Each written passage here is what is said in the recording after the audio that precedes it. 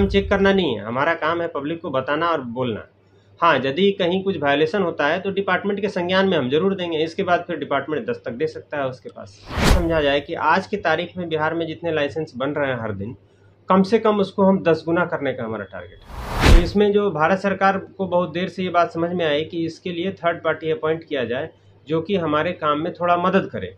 उनको पता है कि हमने सरकार को पैसा दे दिया है, अब हमारे यहाँ कोई आएगा नहीं छापा मारने के लिए, तो वो 2 नंबर का काम वो अपनी जारी रखे हुए हैं। उस भाग दौड़ की दुनिया में शुद्ध भोजन मिल पाना एक बहुत बड़ी समस्या हो रही है लोगों के सामने।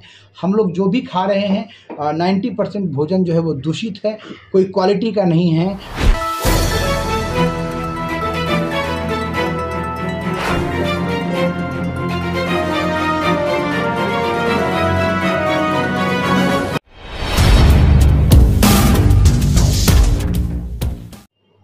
नमस्कार, आप देख रहे हैं नया बिहार न्यूज़। मैं Amit Vikram. Food safety standard authority of India, ये भारत सरकार का खाद्य वस्तुओं के लिए एक मानक है। 2006 में ये नियम आया था, लेकिन बड़े पैमाने पे इस नियम का पालन नहीं होता है। जो खाद्य सामग्री बेचने वाले जो दुकानदार हैं, जो कंपनियां हैं, वो खाने का कोई स्टैंडर्ड नहीं लेके चलती हैं, जिससे बहुत सारी दिक्कतें आती हैं, स्वास्थ्य पे असर पड़ता है। FSSAI एक सरकार का जो एक सर्टिफिकेट है जो कंपनियों को दिया जाता है कि आप ये स्टैंडर्ड बनाकर लोगों को खाद्य वस्तुएं उपलब्ध कराएं, लेकिन बड़े पैमाने पे इसकी चोरी होती है। लोग जो है फर्जी तरीके से काम करते हैं। इसके लिए भारत सरकार ने एक थर्ड पार्टी बनाया है जीविका के नाम से। जीविका एक थर्ड पार्टी है जो FSSAI का सर्टिफिकेट दिलाने में दुकानदारों को, कंपनियों को मदद करती है। साथ ही साथ खाद्य वस्तुओं की क्वालिटी चेक करने का भी काम करती है, ताकि लोगों को अच्छा खाना मिले, खाने वाली जो वस्तुएं हैं वो शुद्ध मिले। क्योंकि अगर शुद्ध वस्तुएं नहीं मिलती है तो तरह तरह की बीमारियां आपको हो जाती है। पेट की बीमारियां हैं, स्वास्थ्य संबंधी कई समस्या आ जाती है। खासकर दिवाली, छठ जब बड़े त्यौहार आते हैं तो नकली खाद्य वस्तुओं की आपूर्ति बड़े पैमाने पर होती है। तो ये एक बड़ी समस्या है जो मतलब सरकारी स्तर पे इसको देख रेख की जाती है। हर एक ज़िले में एक आपको फूड इंस्पेक्टर होता है, लेकिन कहीं ना कहीं वो भी अपना काम ठीक ढंग से नहीं कर पा रहे हैं या नहीं करते हैं, जिसके कारण जो है नकली खाने की वस्तुओं की आपूर्ति बड़े पैमाने पे होती है। खासकर ग्रामीण क्षेत्रों में तो जो भी खाने की वस्तुएं हैं वो बड़े पैमाने पे नकली ही होती है। तो इसके लेके जीविका को food safety and standard authority of India के द्वारा एक जीविका को थर्ड पार्टी बनाया गया है जो इन चीज़ों की देखभाल करती है। आज हमारे सामने बैठे हैं ओम प्रकाश जी हैं, जो नेशनल कोऑर्डिनेटर हैं, राष्ट्रीय संयोजक है इसके, और आज ये मुजफ्फरपुर में आए हुए हैं। एक सेमिनार का आयोजन करने जा रहे हैं जहां लोगों को ट्रेन करेंगे, कई लोगों को तैयार करेंगे कि कैसे FSSAI का सर्टिफिकेशन करना है, और दुकानदारों को, जो खाद्य वस्तुएं बनाने वाले जो लोग हैं, उनको कैसे समझाना है कि ये सर्टिफिकेट आपके लिए कितना ज़रूरी है। साथ ही साथ जो नकली खाद्य वस्तुएं बन रही हैं, उसकी आपूर्ति हो रही है, उसको भी रोकने का काम इनके द्वारा करना है।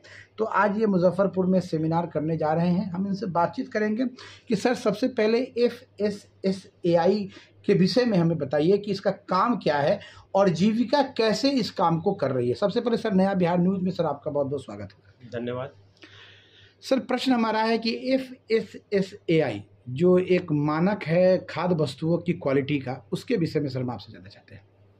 पहले तो ये सरकारी तंत्र है, इसको मैं समझा दूं। Food safety standards authority of India ये भारत सरकार का है और ये एक रेगुलेटरी बॉडी है। लेकिन भारत सरकार अकेले इस काम को अंजाम नहीं दे सकती है, इसलिए राज्य सरकार का सहयोग चाहिए। और सारे राज्य में एक इसके पैरेलल या सपोर्टिव तंत्र कहा जाए FSSA है, फूड सेफ्टी स्टैंडर्ड्स अथॉरिटी। दोनों हेल्थ मिनिस्ट्री के अंदर में आता है, और केंद्र में FSSAI का नेतृत्व एक चेयरमैन करते हैं जो रिटायर्ड IAS अफसर होते हैं। उनके नीचे एक CEO होते हैं जो रूटीन काम सब देखते हैं। उनके अंडर में बहुत सारे डायरेक्टर, डिप्टी डायरेक्टर वगैरह होते हैं। राज्य में इसका मुखिया जो है फूड सेफ्टी कमिश्नर होते हैं। कमिश्नर के अंदर में हर ज़िले में एक DO का होना चाहिए। DO मतलब डेजिग्नेटेड ऑफिसर। DO जो है बाई क्वालिफिकेशन MBBS होना चाहिए। और हर ज़िले में एक DO के अंदर में 5, 10, 20 आवश्यकता अनुसार जो है फूड सेफ्टी ऑफिसर होना चाहिए। अब इस तंत्र को मैं यूँ समझा दूँ, तमिलनाडु का उदाहरण बिहार से थोड़ा तुलना करते हैं। तमिलनाडु में 32 ज़िले हैं, 32 ज़िले में हर ज़िले में एक एक डीओ हैं और पूरे तमिलनाडु में लगभग 480 फूड सेफ्टी ऑफिसर हैं। तो उससे क्या होता है कि मॉनिटरिंग ढंग से हो जाता है, कोई जो है इलीगली काम नहीं कर सकता है। फूड बिजनेस ऑपरेटर या कुछ हुआ तो उस पर निगरानी रखी जा सकती है। अपने बिहार की हालात देखा जाए तो यहाँ लगभग 4 डीओ हैं और 14 फूड सेफ्टी ऑफिसर हैं। तमिलनाडु में कहाँ 32 डीओ, यहाँ 4 डीओ, वहाँ 480 फूड सेफ्टी ऑफिसर, यहाँ 14 फूड सेफ्टी ऑफिसर। तो ये एक उदाहरण है। अब इसमें क्या होता है कि इम्प्लीमेंटेशन करना कठिन हो जाता है सरकार के लिए। भारत सरकार तो एंड स्टेट के ज़िले तक तो आ नहीं सकती है, राज्य का काम है, राज्य के पास मैन पावर कम है, तो उसमें लागू करना कठिन हो जाता है। तो इसमें जो भारत सरकार को बहुत देर से ये बात समझ में आई कि इसके लिए थर्ड पार्टी अपॉइंट किया जाए जो कि हमारे काम में थोड़ा मदद करे। तो वही मदद करने का काम है हमारा। इस मदद करने वाले तंत्र का सरकार ने नाम दिया है फूड सेफ्टी मित्र। तो हम जो हैं खाद्य सुरक्षा मित्र हैं। अब खाद्य सुरक्षा मित्र को हमने बड़े स्तर पे काम करने की सोची, तो बड़े स्तर पे जीविका के बैनर में कर रहे हैं। जीविका पहले से रजिस्टर्ड 20 साल पुराना एनजीओ है। तो इसमें हमारा दायित्व क्या है कि अभी समझ लीजिए कि पिछले 10 साल से लगभग 10 साल में सरकार ने 32 लाख फूड बिजनेस ऑपरेटर को लाइसेंस दिया है और टारगेट है कि सरकार जो है 60 लाख तक पहुँचे। तो इस 32 लाख को 60 लाख तक पहुंचाने का दायित्व जो है वो फूड सेफ्टी मित्र का है। फूड सेफ्टी मित्र हम पूरे देश में अकेले नहीं हैं, और भी कई सारे होंगे। तो यही मेन मेरा दायित्व है कि सरकार का लाइसेंसिंग सिस्टम को बढ़ावा देना, और यदि ज़्यादा से ज़्यादा लाइसेंस होगा तो लोग सरकारी कानून के दायरे में आएंगे और हम मार्केट में रहेंगे तो हम सरकारी तंत्र को ये सूचित भी करेंगे कि कहाँ कानून का पालन हो रहा है, कहाँ अनुपालन नहीं हो रहा है। सर एक सवाल सर जो है, जैसे आपने सर बिहार और तमिलनाडु की तुलना की, दो स्टेट है, दोनों बड़े स्टेट हैं। बिहार में आपने बताया कि 14 फूड इंस्पेक्टर हैं, मतलब फूड डीओ हैं, और क्या सर बताया, 4 डीओ 14 फूड सेफ्टी ऑफिसर। हाँ 4 डीओ हैं और 14 फूड सेफ्टी ऑफिसर है। तो ये सब जो सर सरकारी पद है, सरकार के द्वारा इनकी बहाली की जाती है। तो बिहार में इतनी कम मात्रा क्यों है, जबकि 38 ज़िले हैं और जो भी ज़िले हैं वो बड़ी आबादी वाले ज़िले हैं। कुछ ही ज़िले हैं जो बहुत छोटे हैं, बाकी 20-25 ज़िले तो बहुत बड़े हैं। तो ये मतलब कहीं ना कहीं सरकार की कमी है इसमें, कि सरकार ने लोगों के स्वास्थ्य पे ध्यान नहीं दिया और खाने की जो वस्तुएं हैं उसका कोई क्वालिटी मानक को चेक करने का काम नहीं किया गया। देखिए, ऐसे सरकार के तंत्र पे कमेंट करना हमारा काम नहीं है, क्योंकि सरकार के पास एम्प्लॉई एक इसी डिपार्टमेंट में एम्प्लॉय लेना नहीं है। शिक्षा है, बहुत सारे डिपार्टमेंट हैं, डॉक्टर्स हैं। तो सरकार अपना चेक्स एंड बैलेंस करके चलती है कि हमको किस हेड में कितना एम्प्लॉय लेना है। लेकिन हाँ, इस हेड में एम्प्लॉय कम है, इतना तो तय है। क्यों कम है ये बात तो सरकार बताएगी, हम कैसे बता दें। ओम प्रकाश जी का कहना है कि क्यों कम है, ये काम सरकार का है। हमारा काम जो है वो इससे डिफरेंट है। हमारा काम है लोगों को सर्टिफिकेशन कराना। बड़ी संख्या में 32 लाख अभी तक है food safety and standard authority of India का सर्टिफिकेट लिए हुए लोग, इसको 60 लाख लक्ष्य पहुँचाना है। बिहार में क्या टारगेट है सर? बिहार का इंडिविजुअल ब्रेकअप हमें पता नहीं है, लेकिन इस तरह से समझा जाए कि आज की तारीख में बिहार में जितने लाइसेंस बन रहे हैं हर दिन, कम से कम उसको हम 10 गुना करने का हमारा टारगेट है। और 10 गुना बिहार में, मतलब 10 गुना टारगेट है आपका। हाँ। क्या रेवेन्यू सर, क्या जैसे FSSAI का रेवेन्यू क्या है, बिहार से क्या कलेक्शन होता है सर, यहाँ पर कोई जानकारी सर इसके बारे में? देखिए, लाइसेंस 2 तरह के होते हैं और सबका अलग अलग ब्रैकेट है। कौन किस ब्रैकेट में जाएगा वो अपने को ट्रेनिंग दी जाती है। कुछ लाइसेंसेस जो है भारत सरकार जारी करती है, कुछ जो है राज्य सरकार करती है। मैक्सिमम राज्य सरकार जारी करती है। अब लाइसेंस का फीस ऐसा होता है, 2000 से शुरू होता है, 2000, 3000, 5000 इस तरह से चलता है, अलग अलग FBO के कैटेगरी के अनुसार से। तो यही जो है लाइसेंस का फीस है। नहीं सर, तो जैसे लाइसेंस का फीस है सर, रेवेन्यू जैसे मान के चलिए सर कि किसी ने कोई सर्टिफिकेट लिया FSSAI का, जो तो उसको सर कुछ पैसे देने पड़ते हैं, मतलब मंथली है या ईयरली है, या एक बार फिक्स अमाउंट उसको दे देना है? नहीं, 1 साल के हिसाब से है। जैसे जो छोटे व्यापारी हैं उनका यदि 2000 रुपया 1 साल का फीस है, तो 2 साल का लेंगे तो मल्टीप्लाई टू 5 साल का लेंगे तो मल्टीप्लाई बाई 5, ऐसे इस ढंग से लाइसेंस का फीस तय होता है। मतलब स्टैंडर्ड क्या तय किया गया है, कौन लोग FSSAI, क्योंकि सर मतलब खाद्य वस्तु बेचने वाले तो किराना दुकानदार भी हैं, होटल भी हैं जो लोगों को खाना खिलाते हैं, रेस्टोरेंट्स भी हैं, ढाबा है, तो कौन लोग हैं जो इसके दायरे में आते हैं? देखिए, सरकार के मानक के अनुसार ऐसे फूड बिजनेस ऑपरेटर जिनका की टर्नओवर महीने में 1 लाख रुपया या इससे ऊपर हो, वो लाइसेंस के दायरे में आते हैं, उनको लाइसेंस लेना चाहिए। जिनका व्यापार 1 लाख रुपये महीने से नीचे का है, उनको रजिस्ट्रेशन लेना चाहिए, उनको लाइसेंस की ज़रूरत नहीं है। लाइसेंस और रजिस्ट्रेशन में सर क्या अंतर है सर? रजिस्ट्रेशन का सरकारी शुल्क है 100 रुपये, लाइसेंस का शुल्क जो है 2,000 रुपये से शुरू होता है, ऊपर जिस कैटेगरी के है उसके अनुसार से बढ़ते जाता है। नहीं, जैसे सर मेरा, जैसे अब आपको सड़क किनारे बहुत सारे ढाबा हैं, बहुत चलते हैं, मतलब सैकड़ों ट्रक जो है रोज़ उनके यहाँ आके मतलब लगते हैं, खाना खाते हैं लोग, बहुत सारे लोग ट्रैवलिंग करने वाले लोग खाना खाते हैं, तो निश्चित तौर पे लाख रुपए से ऊपर उनका बचता है। लेकिन ऐसा कोई ढाबा नहीं है जिसने FSSAI का कोई आपको सर्टिफिकेट लिया है, तो क्या उसके ऊपर कोई कानूनी कार्रवाई करने का प्रावधान बनता है?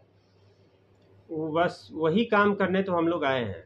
सवाल है कि सिर्फ कानूनी डंडा दिखाना काम नहीं होता है, सरकार पब्लिक को अवेयर भी करना है। हो सकता है जो ढाबा चल रहा है, आज तक कोई ढाबा के पास पहुंचा ही नहीं कि भाई आप इस दायरे में आते हैं, सरकार के कानून के दायरे में आते हैं, आप लाइसेंस ले लीजिए। मैंने बताया कि यहाँ फूड सेफ्टी ऑफिसर DO की संख्या इतनी कम है। अब जैसे उदाहरण के लिए देखिए सॉरी, हर ज़िले में जो फूड सेफ्टी ऑफिसर तैनात है, लगभग 3 ज़िले का प्रभार है उसके पास। वो बेचारा कहाँ कहाँ जाए, किस ढाबे में जाएगा? एक ज़िले में इतने सारे ढाबे हैं। तो जैसे अब हमारी टीम जो खड़ी हो रही है जीविका के बैनर में, हम एक एक ज़िले में एक एक बंदा खड़ा कर रहे हैं, ताकि वो हर जगह जाके कम से कम ये बताए तो सही कि आप दायरे में आ रहे हैं, आप लाइसेंस ले लीजिए। हमारा काम चेक करना नहीं है, हमारा काम है पब्लिक को बताना और बोलना।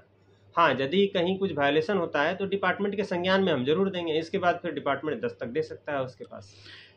सर मान लीजिए कोई लोग नहीं लेते हैं, टर्नओवर अच्छी है, 1 लाख से ऊपर की सेल है, उनको रोज मतलब मंथली उनकी 1 लाख से ऊपर, मतलब ये उनका जो सेल है, जो बिजनेस से 1 लाख, लेकिन वो नहीं लेते हैं, वो रिजिड है कि हम FSSAI का कोई मानक नहीं मानेंगे, अपने हिसाब से काम करेंगे। उन परिस्थितियों में आपका संगठन क्या काम करेगा? देखिए, हमारा 2 रोल है। एक तो है कि हम मार्केट अवेयरनेस क्रिएट कर रहे हैं, दूसरी बात मार्केट में हम माहौल खड़ा कर रहे हैं कि भाई इस तरह से यदि आप ब्रैकेट में आ रहे हैं तो आप लीजिए। दूसरी बात है कि जब माहौल खड़ा होगा तब फिर सरकार भी हरकत में आएगी, सरकार के संज्ञान में जाएगा, पदाधिकारी के संज्ञान में जाएगा, तो फूड सेफ्टी अफसर भी दस्तक देना शुरू करेगा। तो इस तरह से माहौल बनेगा और आज न कल उनको लेना पड़ेगा, उस दायरे में आएंगे ही आएंगे। सर का कहना है ओम प्रकाश जी का कि माहौल अभी नहीं है, माहौल क्रिएट किया जाएगा।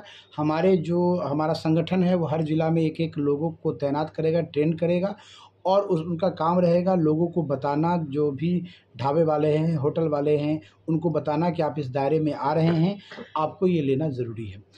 क्वालिटी का सर, चलिए सर ये सर्टिफिकेट तो हो गया, क्वालिटी कंट्रोल के लिए क्या काम आपके कर रहा है? क्योंकि लोगों ने सर्टिफिकेट ले लिया, लेकिन आदत तो वही पड़ी हुई है कि कोई मतलब घटिया सामान देना ही है, क्योंकि उनको पता है कि हमने सरकार को पैसा दे दिया है, अब हमारे यहाँ कोई आएगा नहीं छापा मारने के लिए, तो वो 2 नंबर का काम वो अपनी जारी रखे हुए हैं। उन परिस्थितियों में आपका संगठन क्या काम करेगा?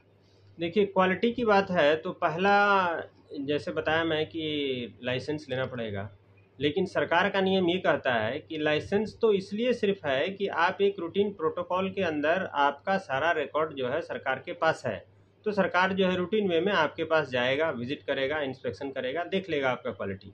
लेकिन जहाँ तक क्वालिटी मॉनिटरिंग की बात है, लाइसेंस आप लें या नहीं लें, आप दायरे में आते हैं।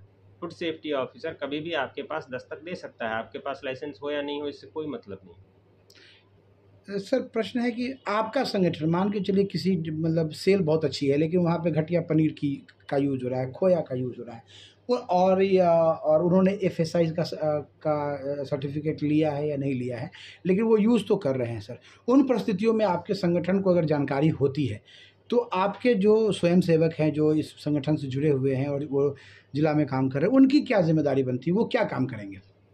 इसकी सूचना हम तुरंत लोकल फूड सेफ्टी ऑफिसर को देंगे, DO को देंगे, कमिश्नर तक जाएंगे, मंत्री महोदय तक भी जाएंगे। इसमें क्या दिक्कत है सूचना देने में? सारा सरकारी तंत्र जग जाएगा। अभी तो बड़ी बात है, एक बहुत अच्छा प्रयास है एक ये जीविका के द्वारा कि जो खाने की क्वालिटी है वो अच्छी बनी रहे, लोगों को अच्छा भोजन मिले, खाने वाली वस्तुएं अच्छी मिली, उसके लिए जीविका जो है हर ज़िले में, क्योंकि ये थर्ड पार्टी भारत सरकार के द्वारा इनको नियुक्त किया गया है, जो खाद्य सुरक्षा और उसके मानकों को ये लोग देखने का काम करेंगे, सर्टिफिकेट दिलाने का काम करेंगे, और जो लोग गलत तरीके से नकली खाने वाली वस्तुओं की आपूर्ति कर रहे हैं, बेच रहे हैं, उनको उनके बारे में भी उनकी भी जानकारी सरकार तक पहुंचाने का काम करेंगे। जो लोकल स्तर पे फूड इंस्पेक्टर हैं उनको बताने का काम करेंगे, डीओ है उनको बताने का काम करेंगे कि ये लोग जो है वो गलत तरीके से खाना पीने की वस्तुएं बेच रहे हैं।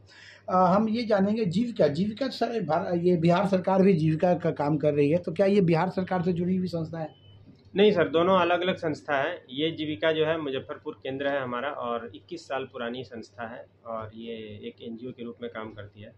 बिहार सरकार वाली संस्था इसके बाद आई है। संयोग है कि दोनों का नाम जीविका ही है। बिहार सरकार वाली जीविका का काम अलग है, उसका तंत्र अलग है, हमारा तंत्र अलग है। दोनों संस्थाएं अलग अलग है। बिहार सरकार जो जीविका चला रही है वो महिला कल्याण के लिए चला रही है, और ये थर्ड पार्टी के रूप में भारत सरकार ने इनको FSSAI का काम करने के लिए नियुक्त किया है, जो लोगों को खाद्य सुरक्षा के बारे में, दुकानदारों को या मार्केट में इसके बारे में बताएंगे। दोनों का काम अलग अलग है। हम एक चीज़ और जानना चाहते हैं ओम प्रकाश जी से, मुजफ्फरपुर तो सर आपका ये हेड क्वार्टर टाउन है, इसके अलावा अन्य कई जिलों, मतलब बिहार के किन जिलों में आपके द्वारा सेमिनार कर दिया गया है या करने वाले हैं? सर, हमारा लाइसेंस भारत सरकार से निर्गत हुआ है और हमें पूरे देश में काम करने की आज़ादी है।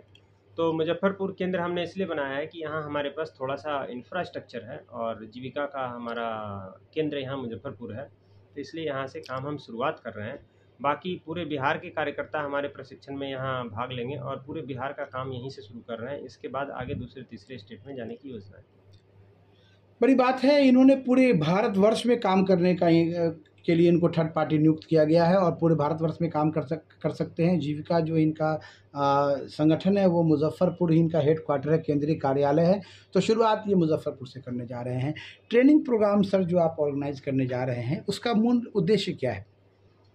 ट्रेनिंग प्रोग्राम जो कर रहे हैं, हमारे जीविका के कार्यकर्ता को प्रशिक्षण देना हमारा काम है। उसमें फूड सेफ्टी मित्र के बारे में बताना है। फूड सेफ्टी मित्र का बहुत सारा प्रोटोकॉल होता है कि हमारा दायरा क्या है, हमें क्या करना चाहिए, कैसे करना चाहिए। भारत सरकार का जो नियम कानून है, वही सारे नियम कानून हम अपने कार्यकर्ता को समझाएंगे।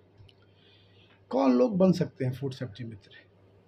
देखिए, फूड सेफ्टी मित्र तो हमारे जीविका के महामंत्री हैं, उनके नाम से लाइसेंस निर्गत हुआ है। बाकी जो लोग हैं हम ले रहे हैं हर जिला में एक, वो हमारे कार्यकर्ता हैं। वो हमारे बिहाफ में लोगों के संपर्क में जाएंगे, लोगों से संपर्क करेंगे। नहीं तो आप मतलब आपके संगठन के द्वारा उनका कोई मतलब आईडी वगैरह तैयार किया जाएगा, उनको कुछ प्रमाण पत्र दिया जाएगा कि भाई आप हैं, क्योंकि ये काम बहुत जिम्मेदारी का है और बहुत बारीकी से इसका काम करना है, तो निश्चित तौर पे इसके लिए बहुत अनुभवी लोगों की ज़रूरत है। तो ये लोग कौन है? क्या इसके लिए कोई क्वालिफिकेशन या कोई चीज़ आपके द्वारा तय किया गया है? जो सरकार ने तय कर रखा है फूड सेफ्टी मित्र के लिए क्वालिफिकेशन, लगभग वही क्वालिफिकेशन हमने तय किया है अपने जिला स्तर के कार्यकर्ता की। मतलब क्वालिफिकेशन क्या सर? मतलब कोई भी डिग्री है, BA BSc BCom कोई भी डिग्री है, बस स्नातक होना बहुत ज़रूरी है। बड़ी बात है, स्नातक होना बहुत ज़रूरी है। निश्चित तौर पर शिक्षित व्यक्ति ही समाज सुधार का काम कर सकता है। तो ये भी एक बहुत बड़ा सुधार का कार्यक्रम है। खाने पीने की वस्तुएं अगर सही ढंग से नहीं मिले, हमें एक अच्छी क्वालिटी की ना मिले, तो हमारे स्वास्थ्य पे इसका असर पड़ता है। और निश्चित तौर पे भी बड़ी संख्या में जो लोग डॉक्टर के यहाँ आ रहे हैं, जा रहे हैं, उसमें खाने वाली वस्तुएं का एक महत्वपूर्ण भूमिका है। हम नकली खाने की वस्तुएं बहुत बड़ी संख्या में उपयोग कर रहे हैं, खा रहे हैं। नकली खोया है, नकली पनीर है, नकली दूध है, तमाम नकली मसाले हैं। जो हमने सुना है कि मसालों में लाल मिर्ची में ईंट का पाउडर मिलाना, ये कहीं ना कहीं ये सब चीज़ें होती रही हैं और हो रही हैं। उन्हीं चीज़ों को पकड़ने का और उन्हीं चीज़ों के सुधार का ये कार्यक्रम है कि खाने पीने की वस्तुएं जो है वो शुद्धता मिले और लोग जो है अच्छा भोजन करें ताकि स्वस्थ रहें। ये एक बहुत बड़ा कार्यक्रम है ये भारत सरकार का। और जीविका जो थर्ड पार्टी बनी है FSSAI, की इसके लिए बहुत बहुत इनको बधाई है। समाज में ये बहुत अच्छा काम करे, लोगों को भी जागरूक करे, और जो दुकानदार इस बिज़नेस में है, खाने पीने की वस्तुओं के बिज़नेस में है, उनको भी कम से कम गाइडलाइन दे कि आप नकली चीज़ों को ना बेचें, अच्छी चीज़ों को बेचें, सही चीज़ों को बेचें। ये बहुत बड़ी जिम्मेदारी है। ओम प्रकाश जी के राष्ट्रीय कोऑर्डिनेटर हैं, तो राष्ट्रीय कोऑर्डिनेटर की क्या भूमिका है इसमें, हम ये भी आपसे जानना चाहते हैं, क्या भूमिका है इसके बारे में? इसमें हमारी भूमिका ये है सर कि सर जीविका तो एक एनजीओ है, एक संगठन है, और टेक्निकल एक्सपर्टीज़ हमारे पास है कि ये फूड सेफ्टी मित्र का दायरा क्या होता है, इसलिए कि हमने फूड सेफ्टी डिपार्टमेंट के बैनर में एज ए प्राइवेट अलग अलग रोल में बहुत सारा काम किया हुआ है। इसका टेस्टिंग लैब होता है, टेस्टिंग लैब में हम काफ़ी दिन काम किए हुए हैं, इसलिए इस डिपार्टमेंट से नज़दीकियाँ हैं हमारी। काम करने का तजुर्बा समझ में आता है कि डिपार्टमेंट का क्या रोल है, हम क्या कर सकते हैं। सर, टेस्टिंग लैब की बात है, बहुत सारे ज़िलों में टेस्टिंग लैब भी नहीं है, मतलब बहुत सारे ज़िलों में मतलब जांचने का कोई वो प्रावधान नहीं है, तो क्या आप इसमें आपके संगठन के द्वारा कोई मदद? टेस्टिंग लैब का ऐसा व्यवस्था है कि भारत सरकार जागा है, लेकिन बहुत देर से जागा है। ठीक है, जब जागे तभी सवेरा। जब मैगी नूडल्स का लफड़ा हुआ था, इसके बाद से ही टेस्टिंग लैब की भूमिका समझ में आने लगी थी सबको। तो आज की तारीख में बिहार में एक सरकारी लैब है पटना में, और इसके बाद भारत सरकार ने जागा तो food safety lab on wheel तैयार किया, मतलब 4 चक्के वाली चलती फिरती लैब भारत सरकार किया, और उसको कुछ सब्सिडी में, हाईली सब्सिडाइज्ड रेट पे सारे राज्य सरकार को दिया गया। बिहार में भी 5 गाड़ियां हैं वैसी। तो ये तो स्टार्टअप हो गया, लेकिन अब उससे आगे की बात हो रही है कि सारे कमिश्नरी में एक एक लैब खोलने की बात है, और भारत सरकार जो है राज्य सरकार से ज़मीन का प्रस्ताव मांगा हुआ है। राज्य सरकार ज़मीन देगा तो यहाँ हर कमिश्नरी में एक एक बड़ा बड़ा लैब खुलने वाला है। वही बात है, भारत सरकार लगातार इन पे काम कर रही है। 2006 में ही ये नियम आया था food safety and standard authority of India का, और उसके बाद से भारत सरकार लगातार काम कर रही है। पहले राज्य में एक लैब था, अब इसको ज़िले में ले आया गया है, अब इसको कमिश्नरी टाउन के हिसाब से डेवलप करने की बात है। 4 व्हीलर पे भी लैब बनाया गया है, तो सरकार काम कर रही है। जीविका भी एक थर्ड पार्टी बनी है, वो भी काम कर रही है, और बहुत अच्छा काम है। राष्ट्रीय संयोजक बने हैं, आपको ओम प्रकाश जी को बहुत बहुत धन्यवाद हो। सर, एक प्रश्न है सर, जो जनरली हर आदमी पूछना चाहता है, जो लोग फूड सेफ्टी मित्र बनेंगे, क्या उनको कुछ पैसा वगैरह भी आपके संगठन की तरफ से दिया जाएगा, या वो स्वयं सेवक है, मतलब? नहीं सर, संगठन से दिया जाएगा, इसलिए कि हम जो ये काम कर रहे हैं सरकार के फूड सेफ्टी मित्र के रूप में, तो हमें भी सरकारी तौर पे अपना शुल्क चार्ज करने की आज़ादी है। सरकार ने फिक्स कर रखा है, उतना शुल्क हम चार्ज करेंगे फूड बिजनेस ऑपरेटर से, और उसी में से कुछ हिस्सा जो अपने हम कार्यकर्ता को देंगे। फ्री में कोई काम नहीं करवाया। बहुत बड़ी बात है, बहुत अच्छा, बहुत अच्छी सोच भी है संगठन की कि जो सरकार ने हमें एक शुल्क लेने की आपकी आज़ादी दी है, तो उसी शुल्क से हम उनको उनका जो पारिश्रमिक है वो उनको देने का काम करेंगे। कहीं न कहीं एक तंत्र को मजबूत किया जा रहा है, जो लोगों के स्वास्थ्य से जुड़ा हुआ तंत्र है, लोगों के जीवन से जुड़ा हुआ तंत्र है, और ये बहुत ज़रूरी तंत्र है। इस भाग-दौड़ की दुनिया में शुद्ध भोजन मिल पाना एक बहुत बड़ी समस्या हो रही है लोगों के सामने। हम लोग जो भी खा रहे हैं, 90% भोजन जो है वो दूषित है, कोई क्वालिटी का नहीं है, कोई उसका स्टैंडर्ड नहीं बना हुआ है, लोग कहीं से भी उठाकर कहीं भी से भी खा लेते हैं। तो इन चीज़ों को कंट्रोल करने का काम जो भारत सरकार के द्वारा किया जा रहा है जीविका के माध्यम से, ये बहुत बड़ा काम है। निश्चित तौर पे इससे लोगों को बहुत फ़ायदा होगा। नया बिहार न्यूज़ से बात करने के लिए ओम प्रकाश जी का बहुत बहुत धन्यवाद। सेमिनार ऑर्गेनाइज़ कर रहे हैं, फूड सेफ्टी मित्र को तैयार करेंगे, हर एक ज़िला में एक एक व्यक्ति को तैयार करेंगे, और वो जो है लोकल स्तर पे लोगों को AFSSI का जो है वो सर्टिफिकेट भी दिलवाएंगे, और जो भी गड़बड़ियाँ हो रही हैं उसको लेकर वो जो लोगों को जागरूक भी करेंगे। ये बहुत बड़ा काम है, निश्चित तौर पे इससे ये काम समाज से जुड़ा हुआ काम है। इसके लिए बहुत बहुत धन्यवाद। नया बिहार न्यूज़ से बात करने के लिए सर आपको बहुत धन्यवाद। आपका स्वागत है। सर, खाने पीने के साथ साथ सर एक बहुत बड़ी ज़रूरत है, वो है पानी की। सील्ड बोतल जो है एक बहुत बड़ा कारोबार है, रेलवे स्टेशन पे है, चाहे मार्केट में है, लोग अब सील्ड पानी का उपयोग बड़ी संख्या में कर रहे हैं। लेकिन इसके साथ साथ नकली पानी के बनाने वाले लोगों की भी भरमार हो रही है। वो पानी का कोई क्वालिटी नहीं है, चापाकल से, नल से पानी भर के बोतल को सील करके बाजार में बेच रहे हैं। इसके बारे में आपके संगठन और भारत सरकार के द्वारा क्या काम किया जा रहा है? पानी में थोड़ा जटिलता है, उस जटिलता को पहले समझा दूँ तब अपना रोल समझ में आएगा। पानी जो है prima facie bureau of Indian standards के अंदर में आता है। BIS जो है भारत सरकार का तंत्र है, उसका लोकल ऑफिस पटना में है। तो जितने पैकेज ड्रिंकिंग वाटर के प्रोड्यूसर हैं सबको जो है BIS का सर्टिफिकेट लेना चाहिए। लेकिन ये सिर्फ कानून में है। यदि आप मुजफ्फरपुर में झांक के देखें तो कम से कम 50% से ऊपर ऐसा ज़रूर होगा जिसके पास की BIS का लाइसेंस नहीं है।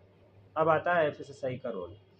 FSSAI का कहना है, जैसे किसी वाटर प्लांट में जाएगा तो इसका कहना है कि आप पहला क्वेश्चन यही पूछेगा कि आपके पास BIS का लाइसेंस है क्या। BIS का लाइसेंस यदि है इसके पास तो फिर ये बोलेगा कि हम FSSAI वाले हैं, हमारा भी लाइसेंस का ज़रूरत है, आप लाइसेंस ले लीजिए। लेकिन इसके पास BIS से ज़्यादा पावर है एक तरह से देखा जाए तो, लेकिन ये लोग यूटिलाइज नहीं करते हैं। पहला चीज़ कि यदि BIS का लाइसेंस है तो अपना लाइसेंस दिलवा देंगे, नहीं है BIS का लाइसेंस तो इनके पास इतना पावर है कि आपके पास लाइसेंस है कि नहीं है सबका मॉनिटरिंग करने का इनके पास पावर है। इसलिए कि आम पब्लिक के हेल्थ का सुरक्षा गार्ड हैं ये लोग, कैसे भी इनकी सुरक्षा करनी है। तो पानी के प्लांट को नोटिस दे सकते हैं, पानी का गुणवत्ता का जांच कर सकते हैं, पानी के प्लांट को सील कर सकते हैं, लेकिन इतना होता नहीं है। शुरू में मैं बताया कि मैन पावर बहुत कम है सरकार के पास। तो हम लोग इसमें करेंगे कि एक माहौल क्रिएट करेंगे और जनता के द्वारा भी एक प्रेशर क्रिएट करेंगे ताकि सब लोग जो है सिस्टम में आए। एक बार सिस्टम में आ जाए ना तो सरकार की मॉनिटरिंग थोड़ी आसान हो जाएगी। हमारा काम है सरकार का मदद करना। ओम प्रकाश जी ने एक बहुत खास बात बताई है, वो है कि पानी का जो कारोबार है, पानी के लिए एक अलग लाइसेंस की ज़रूरत होती है। वो लाइसेंस है BIS जो बिहार सरकार से लेना पड़ता है, भारत सरकार से। और उसके बाद जो है FSSAI का भी सर्टिफिकेट ज़रूरी है। और अगर जो कंपनियां ये लाइसेंस नहीं लेके चलती है, वो नकली पानी बना रही है, और उस कंपनी को सील करने का, उसके ऊपर फाइन करने का पूरा अधिकार जीविका को मिला है। और बड़े पैमाने पे जो पानियों में जो भ्रष्टाचार चल रहा है, ये भ्रष्टाचार ही है। क्योंकि अभी रेलवे स्टेशन पे आप जाइए, मुजफ्फरपुर या किसी भी बड़े रेलवे स्टेशन पे, तो आप देखेंगे कि पानी का बोतल जो है, जो पानी की बोतल पैसेंजर्स फेंक देते हैं, उसी को पानी भरकर नाली का पानी निकल रहा है या किस तरह का पानी है, कोई फ़र्क नहीं पड़ता है, लोग उसको बेचना शुरू कर देते हैं और अच्छा मुनाफा कमा रहे हैं। तो ये सब चीज़ें बहुत ज़रूरी हैं। समाज में हम कैसे स्वस्थ जीवन जिए, इसके लिए हमारे पास एक मानक होना चाहिए। जो चीज़ें हैं उन मानकों के अनुसार से बननी चाहिए, चाहे वो पानी ही क्यों नहीं हो। पानी हमारे जीवन का एक बहुत महत्वपूर्ण चीज़ है। पानी जल ही जीवन है, और पानी में जो अशुद्धता है उसको दूर करने के लिए आपको सर्टिफिकेट लेना चाहिए। खासकर जो ड्रिंकिंग वाटर बना रहे हैं लोकल कंपनियां, जो बड़ी कंपनियां हैं वो तो लेके चल रही हैं, लेकिन जो लोकल कंपनियां हैं, जो मुजफ्फरपुर की हैं, अगल बगल की हैं, वो लोग जो है इस बिज़नेस को नहीं समझते। सर एक बात और जानते हैं सर, ये तो सील पैकेट हुआ है, बड़े बड़े जार में सर जो पानी का बोतल आता है सर, उसके लिए क्या कहना है सर? बड़े बड़े जार वाले जो है ना, वो फूड सेफ्टी के दायरे में आते हैं। वो चाहे जार बनाए, लूज़ बनाए, सील्ड बनाए, पैक बनाए, सब जो है FSSAI के दायरे में आता है। और एक उदाहरण के लिए बता दूं, आप तो खोजी पत्रकार हैं, यहाँ से रैंडम आंख बंद करके 50, कम से कम 50 तो मैन्युफैक्चरर यहाँ होंगे मुजफ्फरपुर जैसे शहर में, सबका एक एक सैंपल लीजिए और आप लैब में जांच कराइए, 50 में 40 जो है फेल करेगा। इतना अलार्मिंग चीज़ है पानी, तो और इससे ज़्यादा क्या बोल सकते हैं। बड़ी बात है। ओम प्रकाश जी ने कहा है कि जो जार बनाने वाले लोग हैं, जो शादी ब्याह में जार देते हैं, उनको भी FSSAI का सर्टिफिकेट लेना ज़रूरी है। क्वालिटी कंट्रोल बहुत ज़रूरी है। पानी का लैब में जांच हो तो 50 में 40 निश्चित तौर पे फेल करेंगे। बड़ी बात है, पानी से भी बहुत सारी समस्याएं हो रही हैं, बहुत सारे पेट की जो बीमारियां हैं वो पानी से ही होता है, लेकिन हम जागरूक नहीं हैं, जिसके कारण कंपनियां हमारा फ़ायदा उठाती हैं, हमारा शोषण कर रही हैं, पैसा पूरा लेती हैं, लेकिन सामान हमें गलत देती है। तो इन तमाम चीज़ों को रोकने के लिए ही जीविका थर्ड पार्टी बनी है, जो भारत सरकार का एक महत्वपूर्ण काम कर रही है। खाद्य सुरक्षा मानक और पंजीयन और अनुज्ञप्ति और उसका जो प्रशिक्षण है, वो तीनों काम ये कर रही है, ताकि लोगों को अच्छा भोजन मिले, अच्छा पानी मिले। बड़ा काम है।